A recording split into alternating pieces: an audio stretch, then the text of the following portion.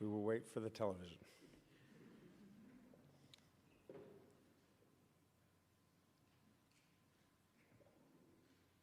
My fellow North Carolinians, I am honored beyond measure to address you this afternoon as the 76th governor of our great state, where, as our state toast observes, the weak grow strong and the strong grow great.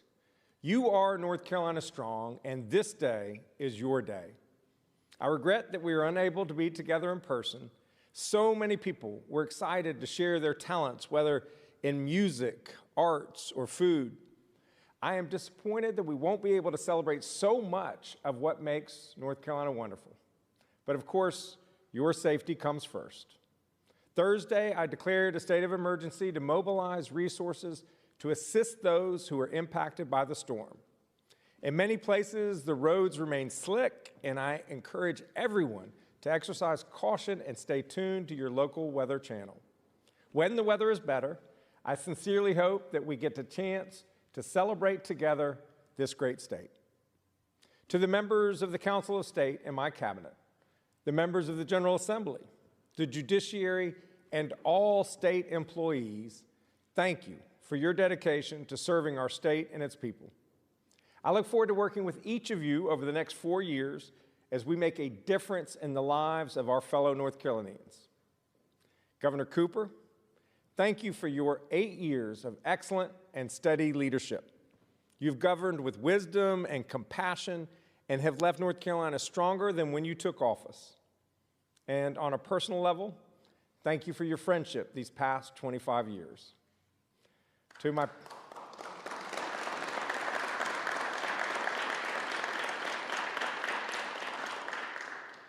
parents, Adam and Jane, and my extended family, thank you for everything. And finally, to my wife, our new First Lady,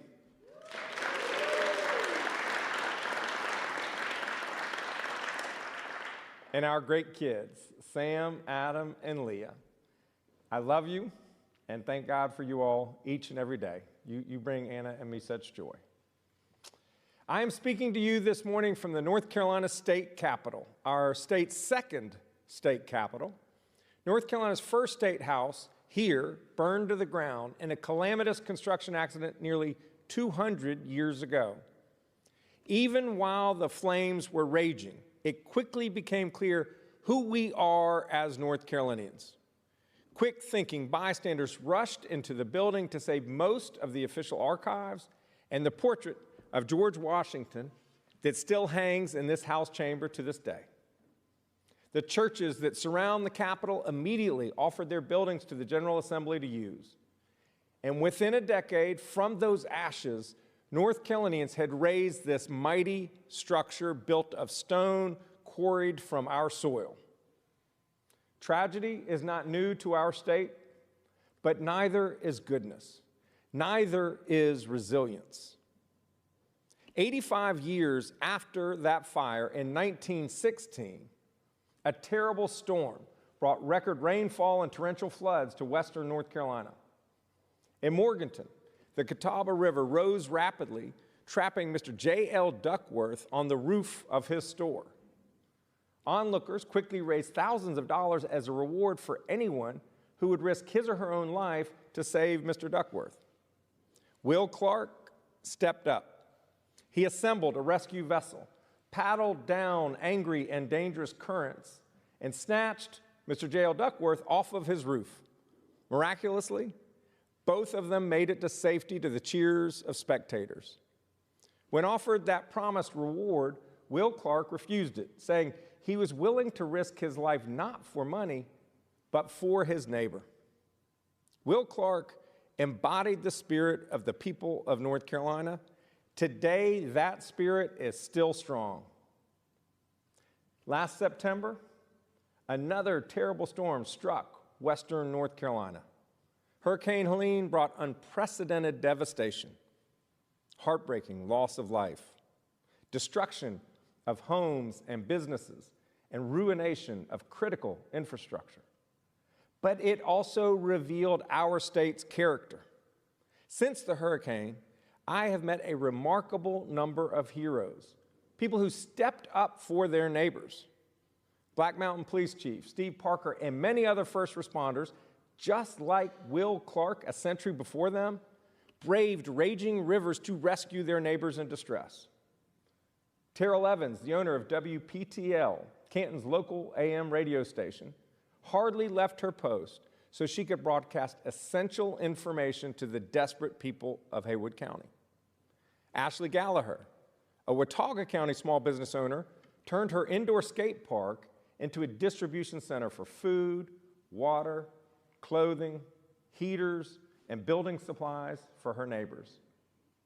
Amy Davis and her family provided tens of thousands of meals to hungry McDowell County neighbors from their country store and cafe in Old Fort.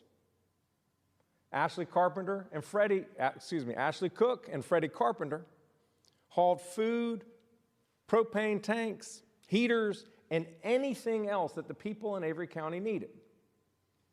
And by the way, none of the individuals I met cared a whit about the party registration of the person they were helping.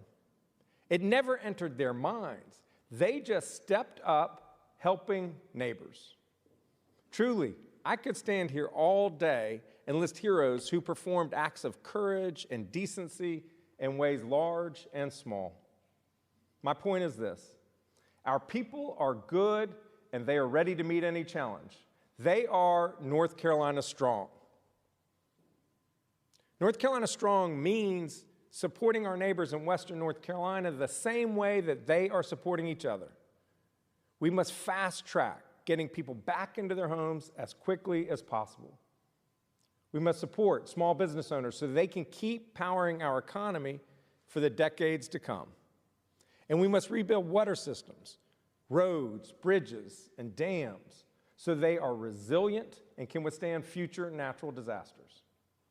That's why each of my first 6 executive orders cut through red tape to help people rebuild quicker. This past Tuesday, I met Miss Grooms in McDowell County. She had lost everything to the floods. Now, as she rebuilds, she's living in a temporary home on her own property so she can be safe and warm. We have so much more work to do, and I am committed to doing it arm in arm with our friends in Western North Carolina for as long as it takes.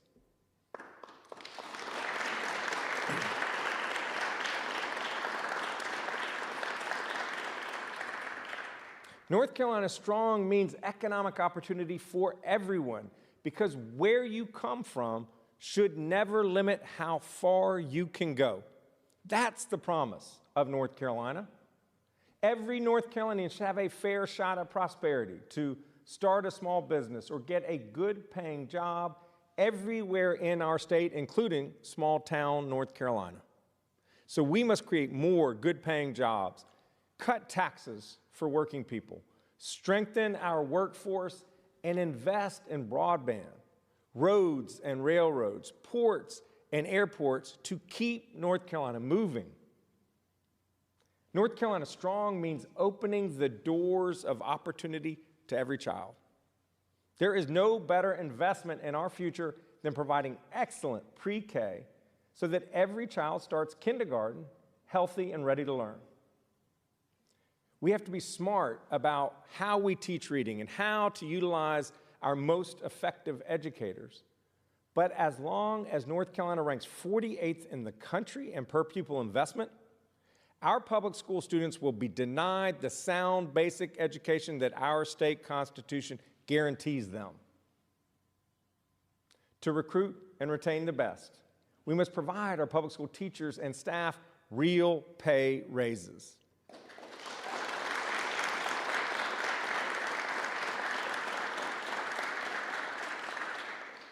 Our community colleges and universities are among the best in the nation. We must keep them that way and continue to innovate to meet students' needs in a rapidly changing world. But we also must recognize that while college is right for many people, it's not right for every person. And someone should not have to go to college to provide for his or her family. So we must expand career and technical education and apprenticeship programs.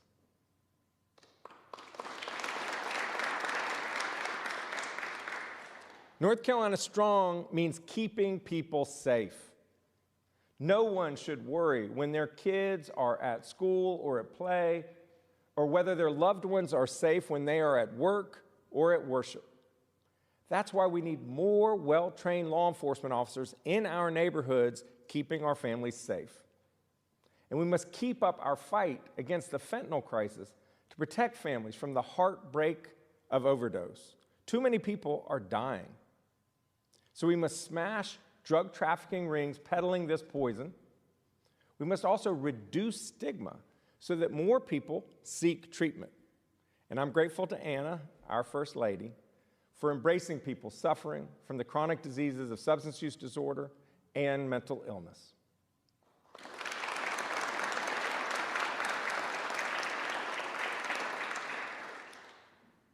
North Carolina Strong also means working together across our differences to get things done. And so to the members of the General Assembly, I say, let's work together. We have real problems to solve, and we do not have time to settle petty political scores or fight divisive culture wars. I want to stand with you as we fight for our people, not with each other. No party has all the answers. Good ideas do not come with party labels. When we work together, we are stronger, and there is no limit to what we can accomplish for the good of the people of this state.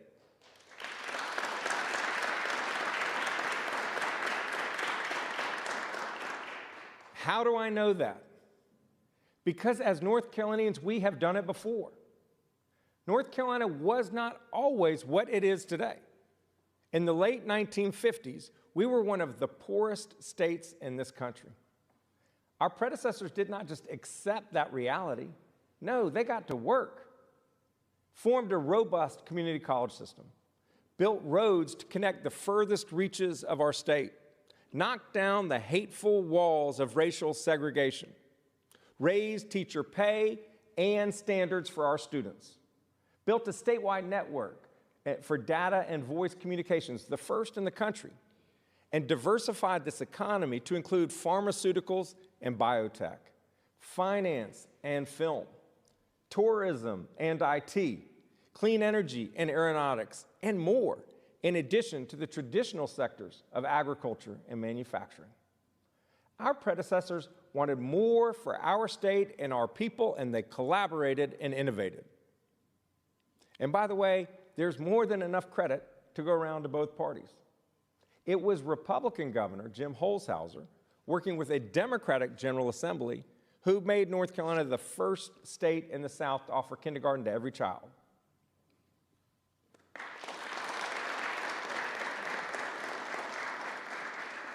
It was Democratic Governor Roy Cooper, working with a Republican General Assembly, who provided insurance coverage to 600,000 of our neighbors, improving their health and strengthening our health care system.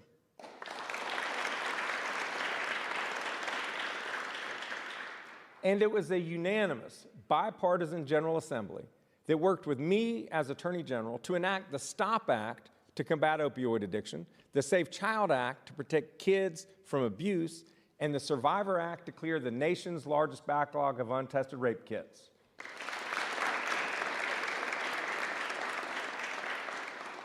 We have worked across the aisle together for the good of our people before. Let's do it again.